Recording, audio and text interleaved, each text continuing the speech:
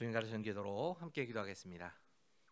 하늘에 계신 우리 아버지, 아버지의 이름을 거룩하게 하시며 아버지의 나라가 오게 하시며 아버지의 뜻이 하늘에서와 같이 땅에서도 이루어지게 하소서.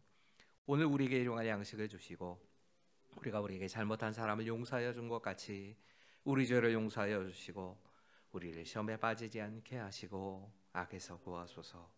나라와 권능과 영광이 영원히 아버지의 것입니다. 아멘. 함께 찬송가 329장 같이 부르시겠습니다. 주날 불러 이르소서. 329장입니다.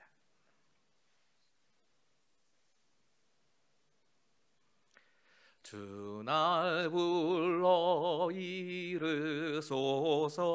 말씀대로 전하리라. 나 주님의 뜻을 따라 길 잃은 양 찾으리라. 주날 인도하옵소서. 나도 남을 인도하리. 주 말씀에 줄인 양들 나 먹이게 하옵소서.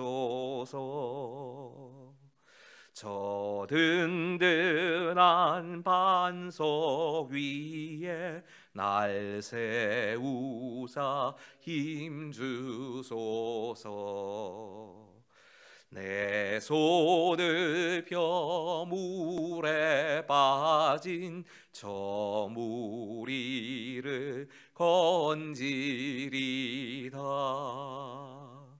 내 주 얼굴 뵙기까지 주님 나를 이호우소서. 이 천한 몸 받으셔서 주 뜻대로 쓰옵소서. 아멘.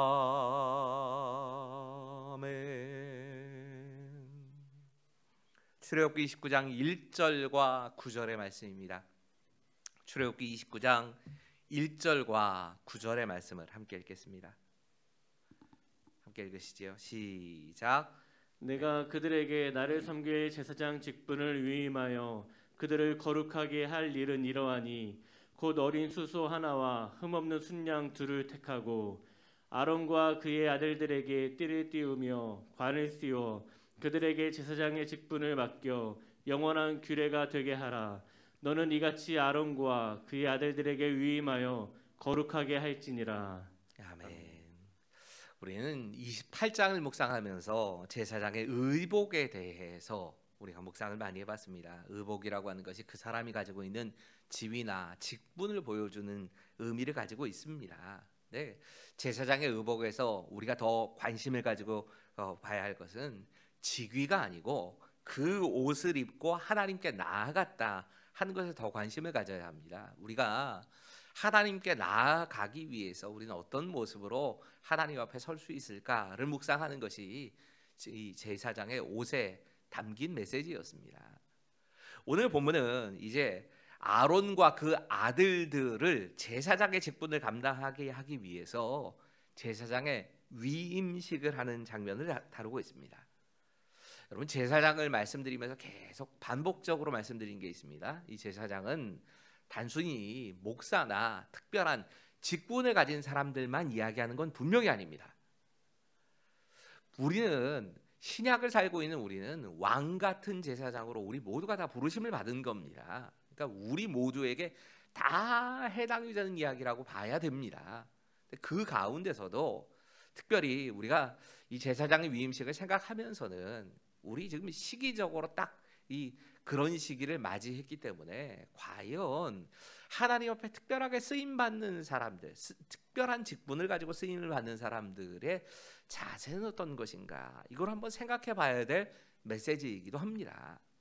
여러분, 뭐 아시다시피 다음 주 이제 일주일도 채 남지 않았지요. 대통령 선거를 앞두고 있습니다. 대통령 선거를 앞두고 과연 우리가 어떤 지도자를 선택해야 할까, 그리고 어떤 지도자를 하나님이 원하시는가 하는 말씀을 볼 수 있는 말씀이기도 합니다. 동시에 교회 입장에서 생각한다면 교회에서는 지금 이 일꾼인 직분자들을 세우는 그런 과정 가운데 있습니다. 여러분, 직분자를 우리가 선택하고 뽑는 것이 끝이 아니고 그 사람을 하나님의 사람으로 세워가기 위한 준비의 과정들이 있는 겁니다. 오늘 본문이 그 마지막 예식에 대한 이야기지만 또 한편 생각하면 어떤 자세로 하나님을 섬겨야 하는가 하는 메시지도 이 가운데 담긴 겁니다. 오늘은 그 서론에 해당되는 이야기를 좀 한두 가지만 묵상을 하고 그리고 본론으로 들어가려고 합니다. 제일 먼저 생각해 봐야 될 메시지는 이겁니다. 같이 읽지요. 시작.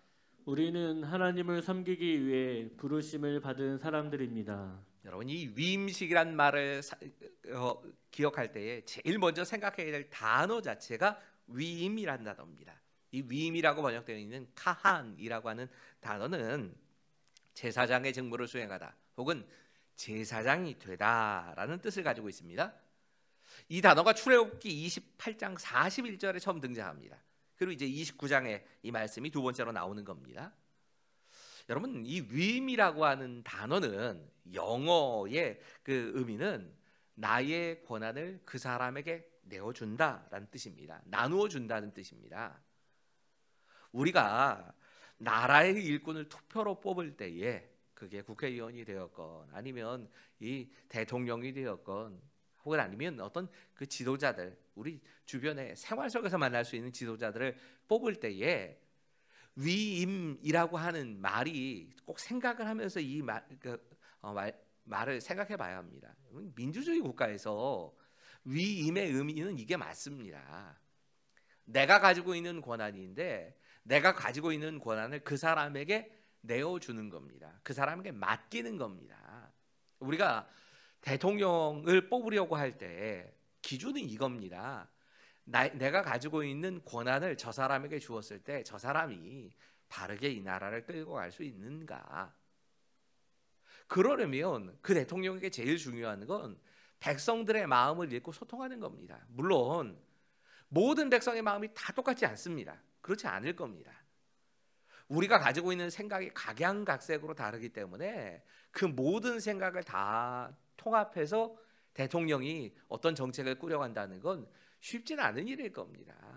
하지만 그 대통령이 그렇게 백성들과 소통할 수 있는지, 그리고 사실 우리나라의 대통령의 가장 큰 그 중요한 역할이 있다면 미래를 준비하는 사람이라는 의미가 큽니다.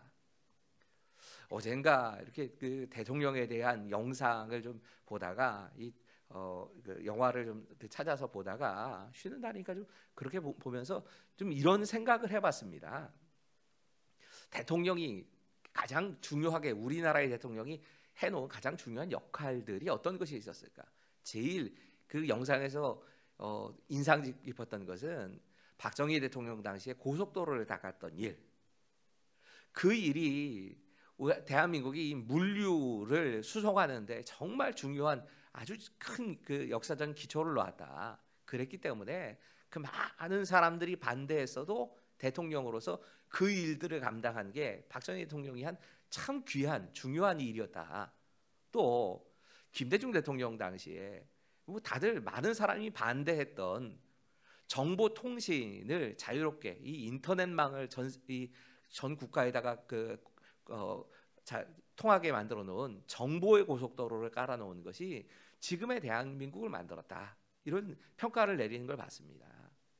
사실 그 당시에는 그다지 인기가 많은 일이 아니었답니다. 하지만 미래를 위해서 준비한 그것이 지금 20년, 30년 후에 지금 우리에게 혜택이 되고 있는 겁니다. 마찬가지로 그럴 만한 대통령을 우리가 선택해야 되겠다라는 생각을 가지고 영상을 봤던 기억이 있습니다. 그런데 이 위임이라고 하는 단어가 또 다른 뜻이 있다는 걸 잘 모릅니다. 여러분 오늘 본문에 이 제사장의 위임식에서 사용된 위임이란 단어의 뜻은 권한의 위임이 아닙니다.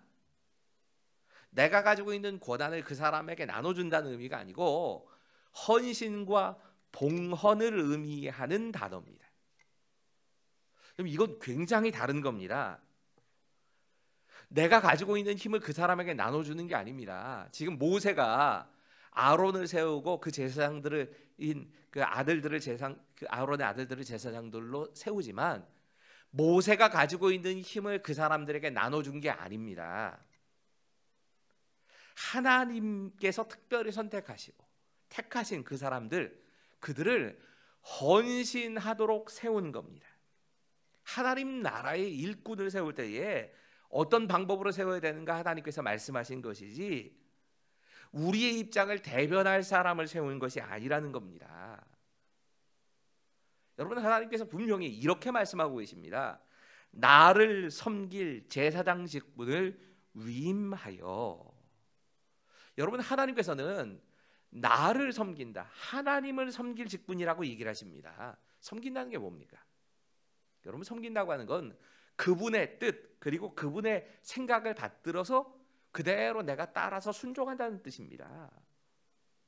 예전에는 이런 표현을 종종 사용했습니다. 제가 누구를 모시고 있습니다. 저 어떤 분 모십니다. 이 말은 내가 모시고 있는 그분의 의지, 그분의 뜻을 나는 행동으로 보여주며 사는 사람입니다. 이런 뜻입니다. 그런데 내가 누구를 모시고 있습니다 하면서 여전히 내 마음대로 삽니다. 나의 의지대로 삽니다. 여러분, 이게 지금이야 우리 시대에는 뭐 그럴 수도 있지, 뭐 당연히 민주주의 사회니까 그럴 수 있다 생각하지만 이 성경이 기록되던 당시에 만약에라도 내가 누구를 모십니다 그리고 그분의 뜻이 아니라 내 뜻대로 무언가를 한다면 그건 반역이었습니다. 당신 반역에 해당되는 겁니다. 우리가 예수님을 모시고 산다, 주인으로 모시고 산다고 하는 건 철저하게 그 예수님을 머리로 모시고 머리가 지시하는 대로 행동을 하며 산다, 순종하며 산다, 이런 뜻을 담고 있는 겁니다. 여전히 내 생각과 내 의지, 내 고집대로 산다고 하면 그러면 나는 그분을 섬기고 사는 게 아닙니다. 여러분, 이 섬김의 대상이 제일 먼저 중요합니다. 우리 모두는 하나님을 섬기고 사는 겁니다. 나를 뽑아준 사람들의 유익이나 나를 뽑아준 사람들의 의견을 말하는 그런 사람이 아니고, 이것도 중요합니다. 조금 이따 이 부분이 설명이 될 겁니다. 하지만 그보다 먼저 우선해야 되는 건 하나님 뜻입니다. 모두가 다 이게 옳다라고 해도 하나님의 생각과 하나님의 뜻이 아니면 하나님의 뜻과 하나님의 생각 쪽으로 우리는 맞춰야 하는 겁니다. 초점은 하나님의 뜻이고 하나님의 생각인 겁니다. 두 번째 메시지입니다. 같이 읽겠습니다. 시작. 직분이 있을수록 우리는 더 섬기는 사람이 되어야 합니다. 그럼 우리가 신학적으로 얘기를 할 때 우리 모두를 제사장이라고 얘기를 합니다. 제사장이라는 의미를 두 가지로 계속 설명을 드리죠. 하나는 내가 직접 하나님께 나갈 수 있다는 뜻입니다. 내가 하나님께 기도드릴 수 있고 내가 직접 하나님께 말씀을 드릴 수 있는, 그 말씀을 듣고 깨달을 수 있는 그런 사람이 됐다. 이게 제사장의 큰 의미입니다. 또 한편의 제사장의 의미는요, 다른 사람을 위해 기도하고 다른 사람과 하나님 사이에 다리 역할을 한다. 이것이 제사장의 참 중요한 의미입니다. 이 제사장의 이 직분 그리고 이 제사장의 이 드리는 제사들의 종류 가운데 제사장 자신을 위한 제사가 있습니다. 성경에 그런 제사들이 나옵니다. 근데 이렇게 자신을 위하여 하나님께 제물을 드리면 특징이 있는데, 그 특징 하나는 그 제물은 제사장도 못 먹습니다. 성도들과 똑같은 입장에서 지금 가야 되기 때문에 이 경우에는 하나님께 다 드리고 제사장도 못 먹게 일부러 그렇게 만들어 놓으셨습니다. 번제의 경우는, 번제는 다 태우는 제사이기 때문에 이 번제의 제사를 드릴 때는 그 제물을 가지고 와가지고 이 제단에서 다 태웁니다. 그런데 이 자신을 위한 제사, 번제를 제외한 나머지의 제사의 경우에는 항상 그 제물을 바깥에, 진영 바깥으로 가지고 나가서 태우게 하십니다. 이게 제사장에게도 굉장히 나도 하나님 앞에 나갈 때는 그냥 똑같은 성도구나 하는 걸 생각하게 하는 중요한 장면이었을 겁니다. 근데 신약의 시대에 돌아와서는 완전히 또 달라집니다. 모든 성도가 다 제사장이 된 겁니다.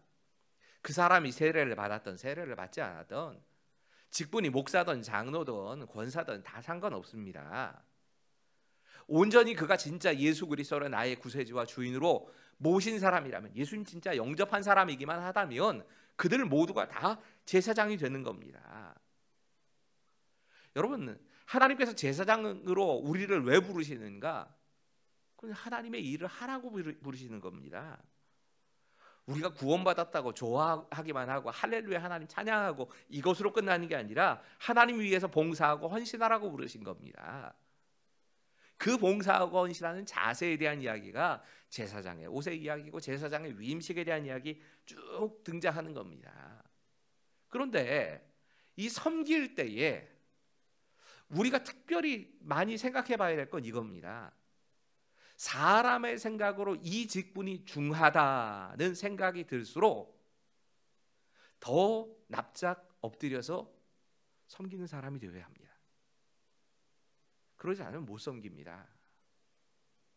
사람들은 일반적으로 그냥 성도보다 집사가 좀 높고, 집사보다 안수집사, 안수집사보다 장로, 권사, 목사가 좀 더 높은 것처럼 이렇게 계급처럼 생각을 많이 합니다.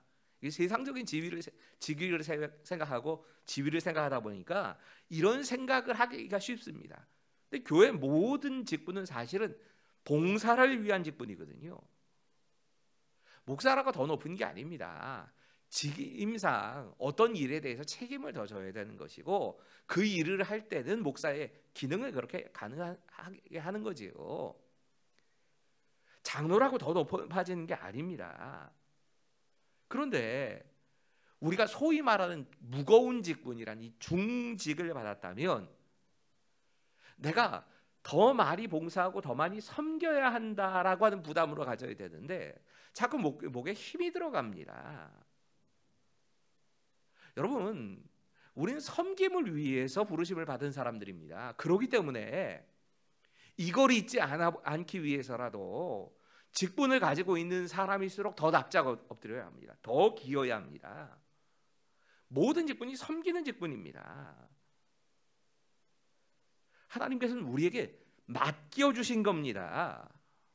내 거 아닙니다. 내가 마음대로 하라고 쓰라고 주신 게 아닙니다. 하나님 맡겨주신 거지요. 그리고 맡은 자에게 해야 될 일은 하나님 앞에 충성을 해야 되는 겁니다. 고린도전서 4장 7절 함께 읽지요. 같이 읽겠습니다. 시작. 누가 너를 남달리 구별하였느냐? 내게 있는 것 중에 받지 아니한 것이 무엇이냐? 내가 받았은즉 어찌하여 받지 아니한 것 같이 자랑하느냐? 여러분, 우리가 누리고 있는 모든 것이 다 하나님이 주신 것이다. 하나님이 사장이시고 하나님께서 책임을 진짜 지셔야 된다. 이런 말입니다. 주인은 한 분밖에 없습니다. 교회 안에 누구도 주인 노릇하면 안 됩니다. 담임 목사도, 장로도, 권사도, 안수집사도 주인은 하나님이시고 우리는 다 하나님을 섬기기 위해 살아야 하는 겁니다. 그러기 위해서 내가 더 많은 것들을 가지고 있고 더 많은 중한 일들을 담당한다 싶을 그때에는 더 납작 엎드려서 섬겨야 합니다. 서울의 한 교회에서 판사 한 분이 목사님께 찾아오셔서 이렇게 이야기를 하셨답니다. 제가 교회에서 좀 봉사를 하고 싶습니다. 이분이 믿음이 있는 분이라고 하는 걸 알았기 때문에 목사님께서 그렇다면 이 일 좀 해주십시오라고 제안을 했는데 모두가 다 깜짝 놀랄 만한 일을 시키시더랍니다. 뭘 맡기셨냐면 차량 봉사 좀 해주십시오. 꽤 큰 교회거든요. 꽤 큰 교회다 보니까 차량 봉사를 하는 일이 쉽지를 않습니다. 또 욕도 많이 먹는 추위 더위를 다 타가면서 하는 그런 그 직분이 차량봉사였답니다. 근데 판사에게 차량봉사를 하라고 그러니까 좀 기분 상할 만도 한데 이 판사님이 진짜 믿음이 있는 분이었던 것 같아요. 목사님이 이렇게 시키시는데 뭔가 하나님의 뜻이 있겠지라고 자기가 그냥 받아들이셨답니다. 자존심 상해하지 않고 열심히 매일 정말 그 매주 또 매 예배 시간마다 열심히 차량 봉사에 임하셨답니다. 그런데 진짜 희한한 일이 벌어졌는데 이 판사를 알아보고 외부의 사람들이 그냥 저절로 이 판사 보고 등록을 하더랍니다. 이 세 가족 가운데 한 사람에게 이 목사님이 이런 얘기를 들으셨답니다. 사회적으로 존경받는 판사인데 내가 저 판사를 아는데 그 판사가 저희 일을 기쁨으로 하는 걸 보니까 여긴 뭐가 있다는 생각이 들어서 저도 원래는 예수 안 믿었지만 한번 다녀보려고 교회로 오게 됐다고. 이 이야기를 목사님께서 설교 시간에 간증으로 이렇게 하셨답니다. 그랬더니 한 군데의 사단장님이 목사님을 찾아오셨답니다. 그리고 그 사단장님이 화장실 청소를 하시겠다 자원을 하신 겁니다. 이분의 말입니다. 저 군대에 있을 때 수만 명의 군인들의 섬김을 받고 있습니다. 이제는 제 차례인 것 같습니다. 저는 이제 교인을 섬기는 마음으로 봉사하고 싶네요. 여러분, 하나님은 분명히 우리를 섬기라고 부르셨습니다. 이 사실에 대해서 잊지 않아야 합니다. 가장 먼저 우리가 섬겨야 될 섬김의 대상은 하나님입니다. 우리의 뜻은 가장 먼저는 하나님 뜻에 맞춰져야 합니다. 이게 우리가 가야 될 방향입니다.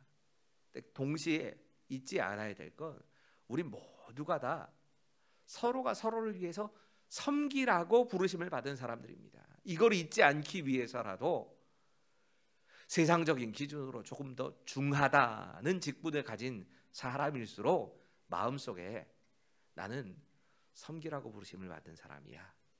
이 생각을 뿌리 깊게 내리고 이 위임이 이루어지는 그 순간 하나님 앞에서 정말 이것을 결단하셔야 합니다. 오늘 기도하실 텐데 기도하면서 이 말씀 가지고 좀 같이 기도하시고요.